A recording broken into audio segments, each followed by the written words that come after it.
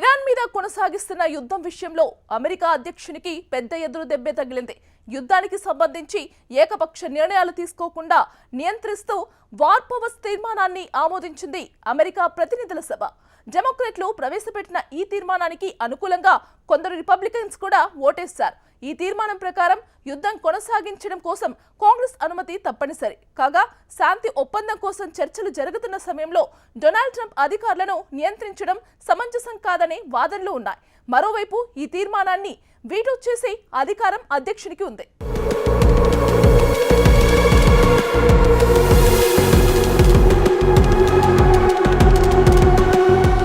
పశ్చిమాసియా పరిణామాల నేపథ్యంలో అమెరికా అధ్యక్షుడు డొనాల్డ్ ట్రంప్ కి స్వదేశంలోనే పెద్ద ఎదురుదెబ్బ తగిలింది. ఇరాన్లో సైనిక చర్యకు సంబంధించి అధ్యక్షుడి అధికారాలను పరిమితం చేసే కీలక తీర్మానాన్ని అమెరికా ప్రతినిధుల సభ ఆమోదించింది. కాంగ్రెస్ అనుమతి లేకుండా అధ్యక్షుడు ఏకపక్షంగా ఇరాన్పై సైనిక చర్యలు కొనసాగించరాదని స్పష్టం చేస్తూ డెమోక్రాట్లు ప్రవేశపెట్టిన వార్ పవర్స్ తీర్మానాన్ని సభ ఆమోదించింది.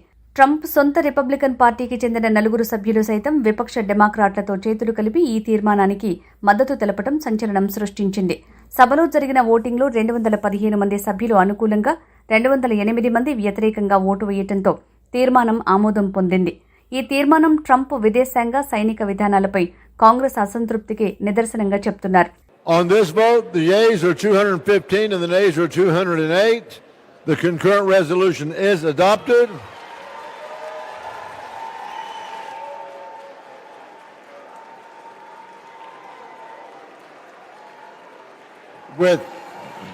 Without objection, the motion to reconsider is laid on the table.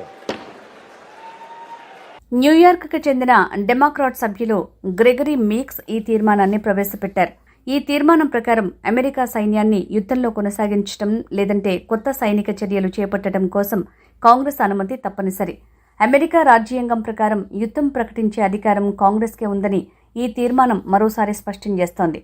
రాజ్యాంగబద్ధ బాధ్యతలను కాంగ్రెస్ నిర్వర్తిస్తోందని, కార్యనిర్వాహక వ్యవస్థపై నియంత్రణ, సమతుల్యతను కొనసాగించడం తమ బాధ్యత అని గ్రెగరీ మీక్స్ తెలిపారు. ట్రంప్ ప్రభుత్వం కాంగ్రెస్ అనుమతి లేకుండానే ఇరాన్ మీద సైనిక చర్యలు చేపట్టిందని విమర్శలు వెల్లువెత్తుతున్నాయి. ఇప్పటికే యుద్ధం కారణంగా చమురు ధరలు, ఇంధన వ్యయాలు పెరగటం, ఆర్థిక ప్రభావాలు కనిపించడం వల్ల అమెరికాలో ప్రజాభిప్రాయం కూడా మారుతోంది. అనవసర భారీ ఖర్చుతో కూడిన యుద్ధానికి వెంటనే ముగింపు పలకాలని ప్రతినిధులు డిమాండ్ చేశారు.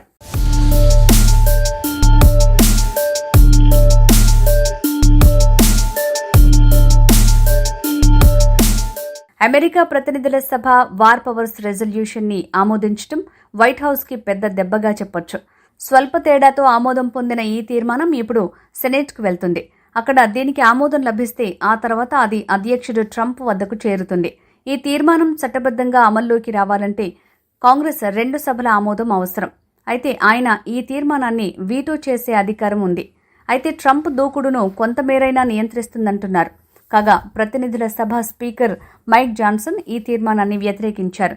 ప్రస్తుతం అధ్యక్షుడికి ఉన్న చర్చల స్వేచ్ఛను పరిమితం చేయటం ప్రమాదకరమని ఆయన అన్నారు.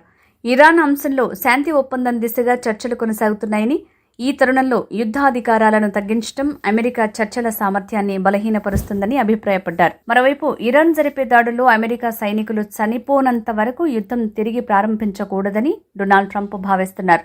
పశ్చిమాసియాలో ఘర్షణలు, వైమానిక దాడులు కొనసాగుతున్నప్పటికీ కాల్పుల విరమణ అమల్లోనే ఉంటుందని ట్రంప్ స్పష్టం చేశారు. ఒప్పంద చర్చల్లో తమ డిమాండ్లు ఆమోదించే వరకు చిన్నపాటి ఘర్షణలు నిర్వహించాలని ఆయన భావిస్తున్నారు. కాల్పుల విరమణపై ఓవల్ ఆఫీస్లో విలేకరులతో మాట్లాడుతూ ట్రంప్ ఆసక్తికర వ్యాఖ్యలు చేశారు. సీజ్ ఫైర్ అనే పదానికి ఇరాన్లో భిన్నమైన అర్థం ఉందని ట్రంప్ అన్నారు. టెహ్రాన్ దృష్టిలో తాత్కాలిక సంధి అంటే పరిమితంగా కాల్పులు జరపటమేనని వారు భావిస్తున్నారని ఎద్దేవా చేశారు. అయితే వారు అలా అనుకోవడం కూడా మంచి విషయమేనని వ్యాఖ్యానించారు. కాగా ఇరాన్తో జరుగుతున్న చర్చలు ఈ వారాంతానికి కొలిక్కి రావచ్చంటున్నారు Donald Trump. Some people would say they were slightly provoked because we took a strong action for a different reason. So they were reciprocating. Yep. Mr. President, can you explain why the negotiation itself has gone very well, actually, very well. Mr. President, it could happen. I mean, if it happens, and it might not happen. Who knows? But if it happens, it could happen like over the weekend. ఒకవైపు శాంతి చర్చలు కొనసాగుతుండగానే మరోవైపు Iran సైన్యం Kuwait, బహ్రెయిన్లోని America military స్థావరాలే లక్ష్యంగా తెల్లవారుజామున పెద్ద ఎత్తున క్షిపణులు, డ్రోన్లు ప్రయోగించింది. పలు ప్రాంతాల్లో భారీగా పేలుళ్ల శబ్దాలు వినిపించాయి. ఈ క్రమంలో కువైట్ అంతర్జాతీయ విమానాశ్రయంపై ఇరాన్ దాడులు చేసింది. దాడిలో విమానాశ్రయ ఆస్తులకు భారీగా నష్టం వాటిల్లింది. కొన్ని గంటల పాటు విమానాశ్రయాన్ని మూసివేశారు. ఈ దాడులతో కువైట్ వ్యాప్తంగా హెచ్చరిక సైరన్లు మోగాయి. ఇరాన్ జరిపిన దాడిలో ఒక భారతీయుడు మరణించినట్లు కువైట్లోని భారత రాయబార కార్యాలయం ధృవీకరించింది. కాగా కువైట్ అంతర్జాతీయ విమానాశ్రయాన్ని తాము లక్ష్యంగా చేసుకోలేదని ఇరాన్ పేర్కొంది.